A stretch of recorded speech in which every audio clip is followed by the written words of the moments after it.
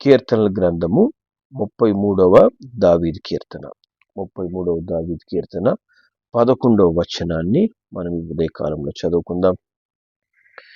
యెహోవా ఆలోచన సదాకాలం నిలుచును, ఆయన సంకల్పములు తరతరములకు ఉండును. హల్లెలూయా. దేవుని నామానికి మహిమ కలుగును గాక. దేవుని ఆలోచన సదాకాలము నిలుస్తుంది. ఆయన యొక్క సంకల్పం లేదా ఆయన యొక్క నిర్ణయాలు అవి తరతరములకు కొనసాగుతాయి అని దేవుని వాక్యం చెప్తుంది. కాబట్టి ఆయన బిడ్డలమైన మనం ఈ ఉదయ కాలంలో ఇది చాలా జాగ్రత్తగా తెలుసుకోవాల్సిన గొప్ప సత్యం. మనం అనుకుంటాము, నా ఆలోచన నా యొక్క తలంపు ప్రకారంగా నేను నడుచుకుంటున్నాను, నా ఇష్ట ప్రకారంగా నేను జీవిస్తున్నాను అని. దేవుడు చెప్తాడు, నువ్వు ఎంత నీ ఇష్ట ప్రకారంగా జీవించినా, ఎంత నీ ఇష్టానుసారంగా ప్రవర్తించినా ఫైనల్గా మళ్ళీ ఎక్కడికి రావాలి? దేవుని ఆలోచన దగ్గరికి రావాల్సిందే. ఒక మూర్ఖుడు, దేవుని భయం లేని వాడిని తీసుకోండి, వాడు జీవితకాలం అంతా ఇష్టానుసారంగా బ్రతికినా కూడా చివరికి మరణించేటప్పుడు ఎక్కడికి రావాలా? దేవుని ఆలోచన దగ్గరికి రావాల్సిందే. దేవుని నిర్ణయం ప్రకారము వాడు ఎక్కడికి వెళ్ళాలో ఆడికే పోతాడు. కాబట్టి ఆయన బిడ్డలమైన మనము అనుదినము దేవుని ఆలోచనను బట్టి నడవడానికి నిర్ణయం తీసుకోవాలి. హల్లెలూయా. ఎందుకంటే మన యొక్క ఆలోచనలు అనేకములు కలుగుతాయని దేవుని వాక్యం చెప్తుంది. మరి సామెతల గ్రంథం 19వ అధ్యాయము 21వ వచనం మనం చదివితే దేవుని వాక్యం ఇక్కడ చెప్తుంది, నరుని హృదయములో ఆలోచనలు అనేకములుగా పుట్టును, యెహోవా యొక్క తీర్మానమే స్థిరం. కాబట్టి మన హృదయంలో ప్రతి విషయంలో అనేకమైన ఆలోచనలు. ఎందుకంటే దేవుడు నిర్ణయించిన నిర్ణయం ప్రకారంగా నడవకూడదు అని దుష్టుడు ఏం చేస్తుంటాడు? రకరకాల ఆలోచనలు పుట్టిస్తాడు. ఇట్లాగనే మనం చేయాలన్నా, ఈ విధంగానే మనము నడవాలన్నా, ఎందుకు మనం ఈ విధంగా చేయకూడదు అని అనేకమైన ఆలోచనలు నరుని యొక్క హృదయములో సాతానుడు కలగజేస్తుంటాడు. కానీ చివరికి దేవుని తీర్మానమే స్థిరమైంది. మన జీవితంలో మనం గమనిస్తే అనేక సార్లు మనము ఎన్నో నిర్ణయించుకొని ఉంటాం. ఏ విధంగానో మన జీవితం గురించి ఆలోచనలు, ఆశలు కలిగి ఉంటాం. కానీ వాటిలో అనేకములు కూడా నెరవేరుండవు. వాటికి వేరుగా మన జీవితము నిర్మించబడి ఉంటుంది. చిన్న బిడ్డలకి, యవనస్తులకి చెప్తే అవి అర్థం కాదు. కానీ మరి ఒక మధ్య వయసు వచ్చిన వాళ్ళు, కొంచెము వారి జీవితం గురించి ఆలోచించగలిగిన వారు మనం కానీ చెప్పినట్లయితే, అయ్యా నీ నీ యొక్క చిన్న వయసు నుంచి ఇప్పుడు దాకా వచ్చిన మార్గంలో నువ్వు తీసుకున్న తీర్మానమే అన్నిట్లో నెరవేరింది అంటే అనేకములు మన తీర్మానం ప్రకారం నెరవేరుండవు.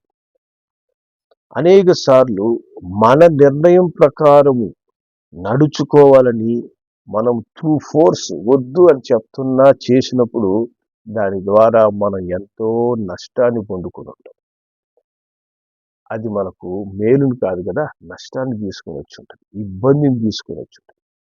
కానీ మనకి ఇష్టం లేకుండా పనులు చేసి ఉంటాం చూసారా, మనకు అయిష్టంగానే త్రూ ఫోర్స్ ద్వారా, వేరే వాళ్ళ ద్వారానో లేకపోతే దేవుని యొక్క నీకు ఇష్టం లేకుండా కొన్ని పనులు నువ్వు వాటిలో, అది ఉద్యోగం కావచ్చు, చదువులు కావచ్చు, నీ జీవితంలో తీసుకుంటున్నటువంటి నిర్ణయాలు కావచ్చు, అవి నీ ఇష్టం లేకుండా చేస్తావు చూసారా, అది దేవుని చిత్తం. అది అందుకే మనకు అది ఇష్టం ఉండదు అది చేయడానికి.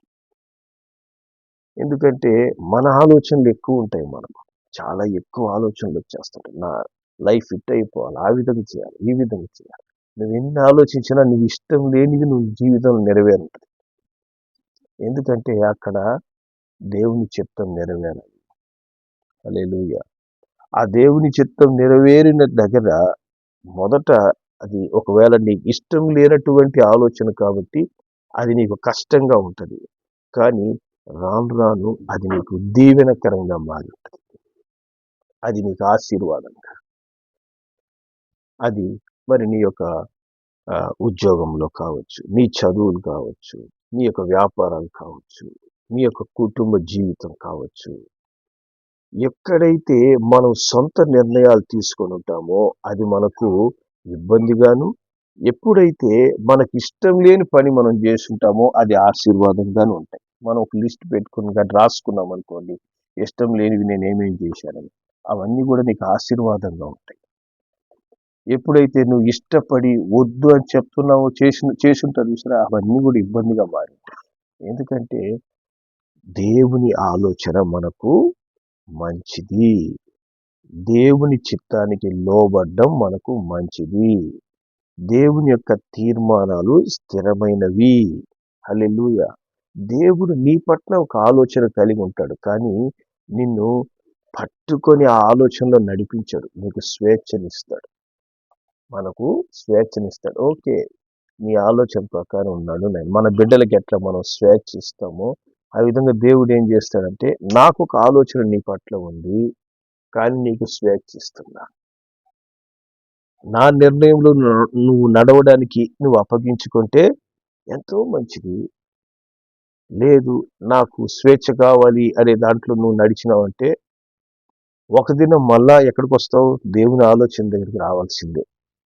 మళ్ళా దేవుని ఆలోచన దగ్గరికి వచ్చి దేవుని ఆలోచనకి మనము అప్పగించుకోవాల్సిన పరిస్థితి వస్తుంది. కానీ అది చాలా ఆలస్యం అవుతుంది అనమాట. తంటాలు పడి తిరిగి రావాలి. దేవునితోనే ఉండిపోతే ఎంత బాగుంటుంది, అంటే దేవుని ఆలోచనలోనే నడిచిపోతే ఎంత బాగుంటుంది మనకు. హల్లెలూయా, దేవునికి మహిమ కలిగిన గాక. కాబట్టి చూడండి, 32వ కీర్తనలో మనం వెళ్తే 32వ కీర్తన 9వ వచనం, ఇక్కడ వాక్యం చెప్తుంది, బుద్ధి జ్ఞానము లేని గుర్రము వలనైనను కంచెర గాడిద వలనైనను మీరు ఉండకూడదు.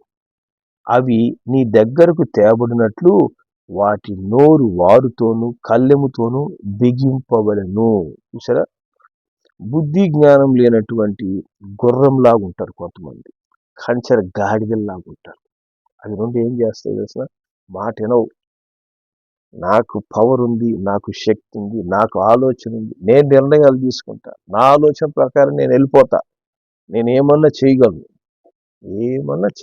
కాదని చెప్పలేదు. కానీ అది నీకు మేలుకరమా కాదా అని నిర్ణయించేదెవరు? దేవుడు.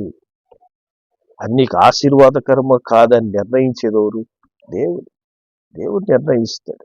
అట్ట కాకుండా లేదు, నేను గుర్రం వలె కంచెర గాడిద వలె తిరుగుతాను అంటే వాటికి ఏం చేయాలంట?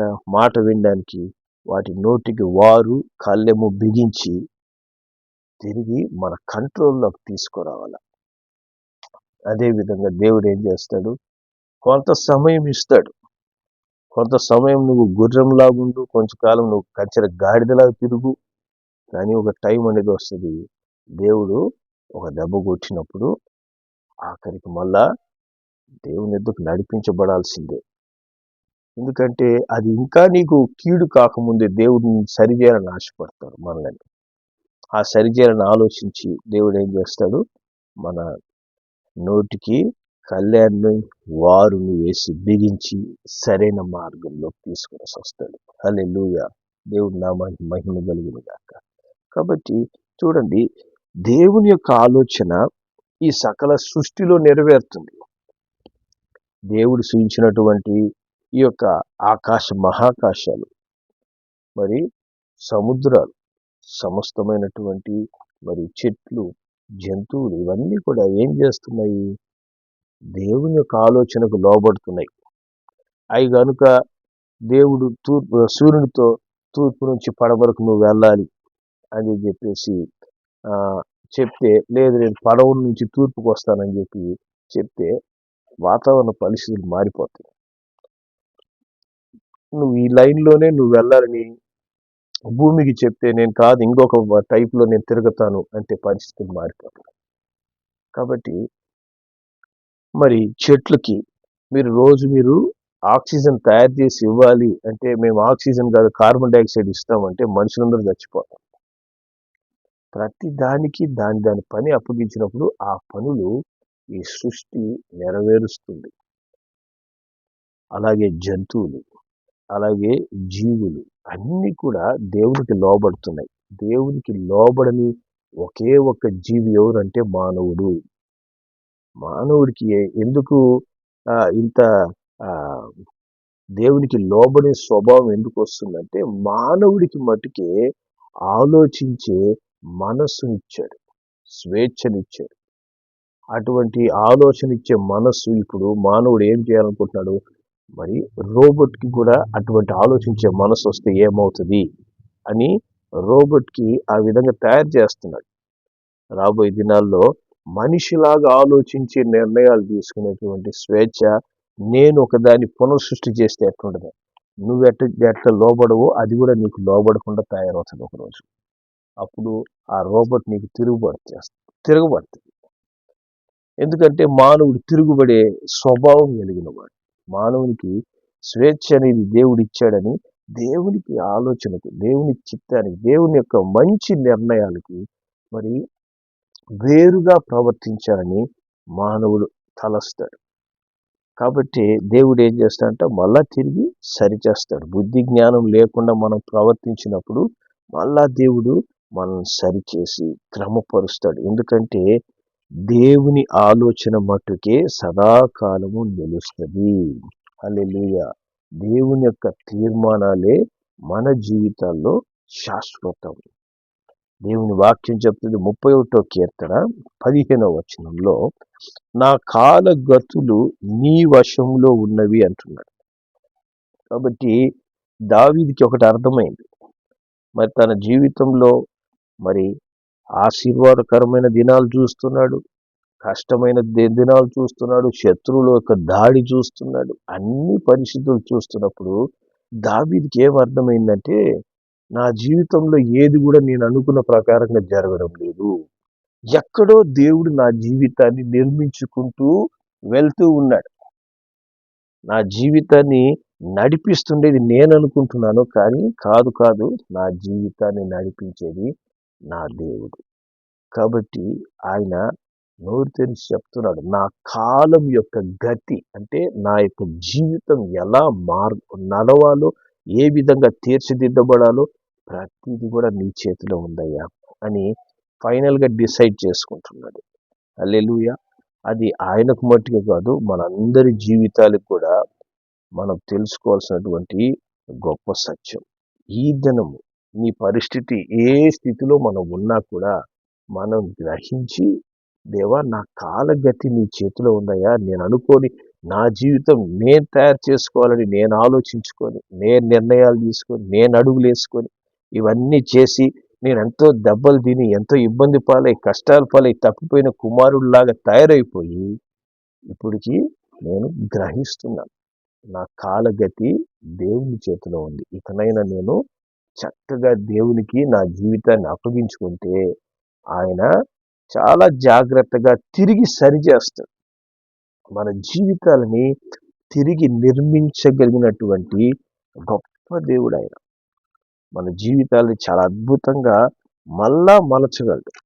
మనము దేవుని దగ్గరికి వచ్చిన ప్రతిసారి, ప్రభువా నా జీవితము ఇట్ట నాశనమైంది, ఇట్ట ఇబ్బంది, మరి తండ్రి నిన్ను బాధ పెట్టే విధంగా నేను ఎన్నో పనులు చేసేసాను, నీకు దూరం అయిపోయాను అని మనం అనుకుంటున్నప్పుడు, నువ్వు అట్ట అనుకుని నా దగ్గరికి వచ్చావు చూసావా, అక్కడి నుంచే నేను మళ్ళా నిన్ను నిర్మించడం ప్రారంభిస్తానంటాడు.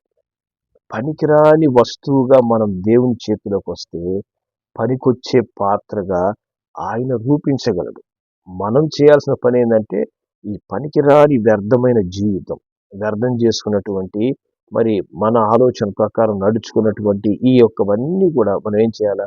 దేవుని చేతిలో పెట్టాలి. ఆయన దాన్ని సరిచేస్తాడు.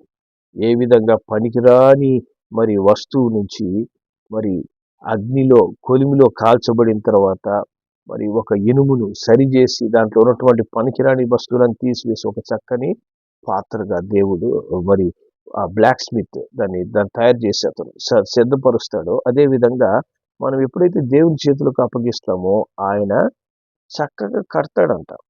అందుకే ఇర్మియా గ్రంథము 31వ అధ్యాయంలోకి వెళ్తే, ఇర్మియా గ్రంథం 31వ అధ్యాయము 3వ వచనము 4వ వచనం మనం చదువుదాం.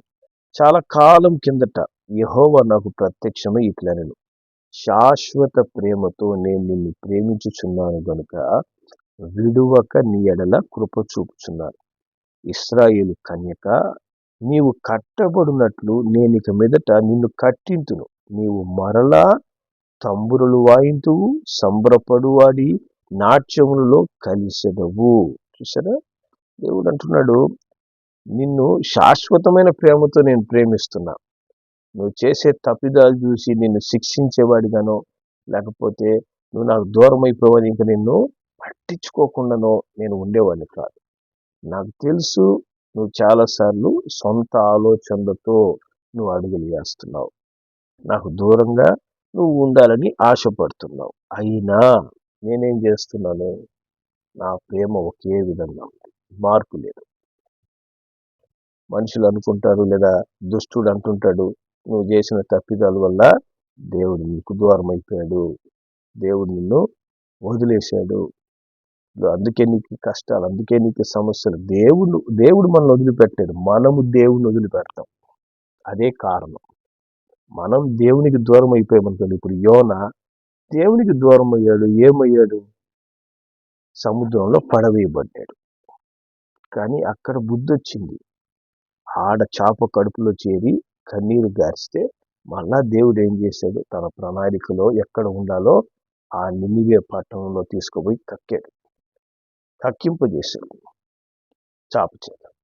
అదేవిధంగా నువ్వు సముద్రపు అడుగుల్లో పడిపోయినా, నువ్వు పాపపు గోతుల్లో కూరుకుపోయినా, నువ్వు దేవుని చిత్తానికి దూరంగా వెళ్ళిపోయినా, ఈ రోజు కూడా దేవుడు మనకు ఒక అవకాశం ఇస్తాడు. ఈ ఉదయకాలంలో కూడా ఒక ఆలోచన ఇస్తాడు, తిరుగు, మళ్ళా నా వైపుకి రా.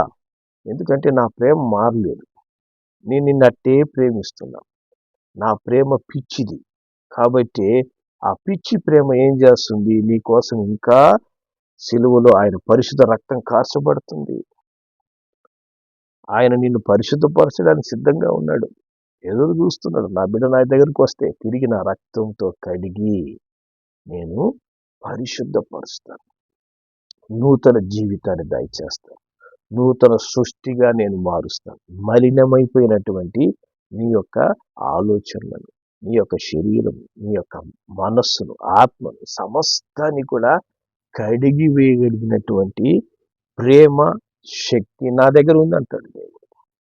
కాబట్టి మనం దేవుని యొద్దకి తిరిగి రావాలి. ఎందుకంటే మన ఆలోచనలు ఎప్పుడు కూడా మనను బాధ పెట్టే దినంలోనికి తీసుకెళ్తాయి. మొదట చాలా రుచిగా ఉంటాయి.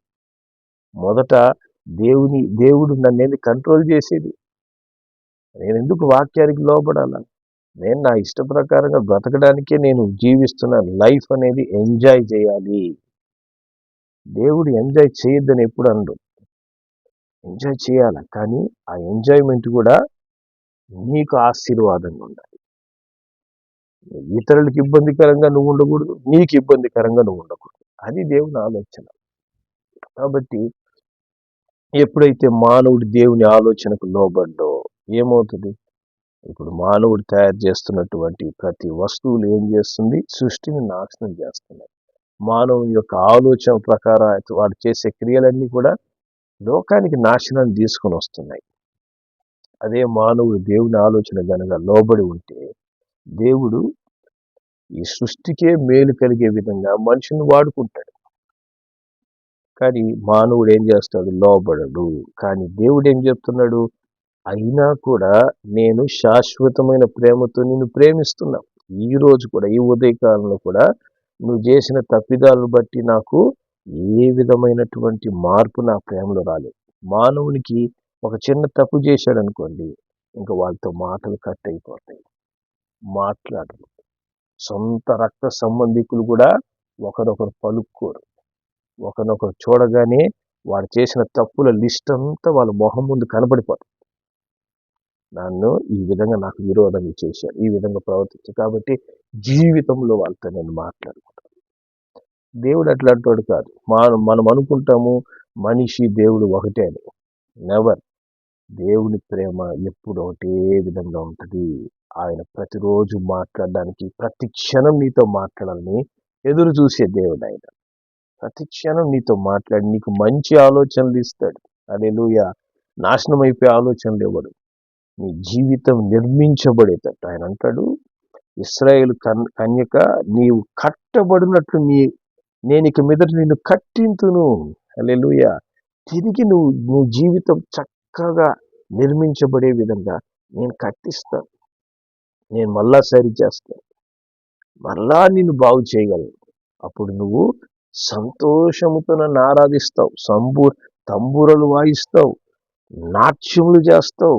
నువ్వు మరి సంతోషముగా ఆనందించే విధంగా నీ జీవితాన్ని నేను తిరిగి కడతానంటాడు. హల్లెలూయా. దేవుని నామానికి మహిమ కలుగునుగాక. మరి అదే అధ్యాయం 31వ అధ్యాయము 9వ వచనంలో దేవుడు అంటున్నాడు ఇక్కడ, వారు ఏడ్చుచూ వచ్చెదరు, వారు నన్ను ప్రార్థించుచుండగా నేను వారిని నడిపించుదును. వారు తొట్టిల్లకుండా చక్కగా పోవు బాటను, నీళ్ల కాలువల యొద్ద వారిని నడిపించును. ఇశ్రాయేలుకు నేను తండ్రిని కానా, ఎఫ్రాయిము నా జ్యేష్ఠ కుమారుడు కాదా. కాబట్టి దేవుడు అంటున్నాడు, మీరు నా బిడ్డలు కాదా, నేను నీకు తండ్రిని కాదా. కాబట్టి నువ్వు ఏడ్చుచు, అయ్యో నా ఆలోచనల ప్రకారం, నా నిర్ణయాల ప్రకారం నేను చేసినటువంటి పనుల వల్ల మరి నాకు ఎంత ఇబ్బంది కలిగింది, ఇప్పటికైనా నేను తెలుసుకొని, అయ్యా యేసయ్యా నీ దగ్గరకు వస్తున్నానని ఏడ్చుచు నా దగ్గరకు నువ్వు వస్తే, నువ్వు ప్రార్థిస్తూ ఉండగానే నేను నిన్ను నడిపిస్తాను. ఇకపై తొట్టిల్లకుండా చక్కగా పోవు నీళ్ల కాలువల యొద్ద వారిని నడిపిస్తాను అంటున్నాడు. హల్లెలూయా. కాబట్టి మళ్ళా తిరిగి సమృద్ధైనటువంటి దేవుని ఆశీర్వాదాలతో నింపబడిన చక్కని మార్గంలో నేను నిన్ను నడిపించడానికి ఎదురు చూస్తున్నాను. మన పని ఏం చేయాలి? మనం దేవునికి బలులు అర్పించాల్సిన అవసరం లేదు. మనం దేవునికి కానుకలు తెచ్చి అవి ఇచ్చి దేవుని కన్విన్స్ చేయాల్సిన అవసరం లేదు. మొట్టమొదట నిన్ను నీవు దేవునికి అప్పగించుకుంటే దేవుడు చేసిన మేలును బట్టి నువ్వే దేవునికి ఇస్తావు. నా జీవితంలో ఇటువంటి పరిస్థితి నుంచి ఇంతగా నన్ను ప్రేమించి, ఈ లోకంలో ఏ వ్యక్తి కూడా నన్ను ప్రేమించకుండా నన్ను ద్వేషిస్తూ ఉండగా నా యేసయ్య నన్ను క్షమించి నా జీవితాన్ని ఇంతగా నిర్మిస్తున్నాడని నువ్వే అప్పుడు దేవునికి కానుక ఇస్తావు. దేవుడు నీ దగ్గర ఏమి కోరుకోడు, నీ జీవితాన్ని మొదట నాకేమంటాడు. హల్లెలూయా. ఎందుకంటే ఆయన ఆలోచన మట్టుకే సదాకాలం నిలుస్తుంది. ఆయన సంకల్పాలు తరతరములకు, నీకే కాదు తరతరములకు దేవుడు ఏదైతే నిర్ణయించాడో అది తరతరాలు కొనసాగాల్సిందే. మన నిర్ణయాలు, మన ఆలోచనలు మనతో అంతమైపోతాయి, కానీ దేవుని ఆలోచనలు శాశ్వతం. అది నిరంతరం కొనసాగుతుంది. దేవుడు చెప్పిన విధంగా సూర్యుడు, చంద్రుడు, నక్షత్రములు, సకల సృష్టి అది తరతరములకు ఆ విధంగా దేవుని మాట వింటున్నాయి. మనం అనుకుంటాం దేవునికి విరోధంగా నేను ఏదేదో చేసేస్తాను, మతోన్మాదులు అనుకుంటాం దేవునికి విరోధంగా నేను ఏదేదో చేసేస్తాను. ఏం చేయలేరు. దేవుడు నిర్ణయించిందే శాశ్వతం. హల్లెలూయా. కాబట్టి దేవుని బిడ్డలైన మనము ఈ ఉదయ కాలంలో మనం ఎదుర్కొన్నటువంటి పరిస్థితులు మనకి ఇబ్బందిగా ఉంటే మనం ఏం చేయాలి? దేవుని ఆలోచనకు అప్పగించుకోవాలి. దేవుని యొద్దకు తిరగాలి. ఆయన శాశ్వతమైన ప్రేమతో మనల్ని ప్రేమిస్తూనే ఉంటాడు. కాబట్టి మనం దేవుని వైపు తిరగదాం, దేవుని యొద్దకు వస్తాం. ఆయన ఆలోచన ప్రకారము నడిచేందుకు దేవుని ఆలోచన కొరకు ప్రార్థన చేద్దాం. ఇకపై మనము జ్ఞానం కలిగి అడుగులేస్తాము. అప్పుడు దేవుడు నిశ్చయంగా ఆశీర్వాదకరమైనటువంటి అనుభవాల్లో మనల్ని నడిపించునుగాక. ప్రార్థన చేద్దాం. పరిశుద్ధులైన మా తండ్రి, నీకు వందనాలు, స్తోత్రాలు చెల్లిస్తున్నామయ్యా. నీ ఆలోచన సదాకాలం నిలుస్తుంది. నీవు మా జీవితం గురించి ఏదైతే నిర్ణయించావో అది మాకు చేదుగాను, ఇబ్బందిగాను, కష్టంగాను అనిపిస్తుంది. ఎందుకంటే మా ఆలోచనలు తీయగా, రుచిగా కనిపిస్తాయి. ఆ ఆలోచనలు మాకు చివరికి చేదుని తీసుకొస్తాయి, ఇబ్బందిని తీసుకొని వస్తాయి. తండ్రి, మా ఆలోచనలు మమ్మల్ని ఇబ్బందికరంగా మార్చిన తర్వాత నా దేవుడు ఎందుకు ఈ విధంగా చేశాడు, ఎందుకు ఇటువంటి పరిస్థితి అని అనేక సార్లు అయినా మేము ప్రశ్నించి ఉన్నాం. కానీ తండ్రి, అది మా ఆలోచన ప్రకారం నడిచినందువల్లనే జరిగిందని మీరు మాకు తెలియపరుస్తున్నందుకు స్తోత్రాలు. మమ్మల్ని క్షమించి నాయన ఇకపై నీ చిత్తానికి మమ్మల్ని అప్పగించుకునేందుకు, నీకు లోబడేందుకు మాకు సహాయం చేయమని, అయినా నీ కృప ద్వారా మమ్మల్ని సరైన మార్గంలో నడిపించమని నీ చేతికి నైనా మా జీవితాలు అప్పగించుకుంటూ యేసు నామములో ప్రార్థిస్తున్నాం తండ్రి. ఆమేన్.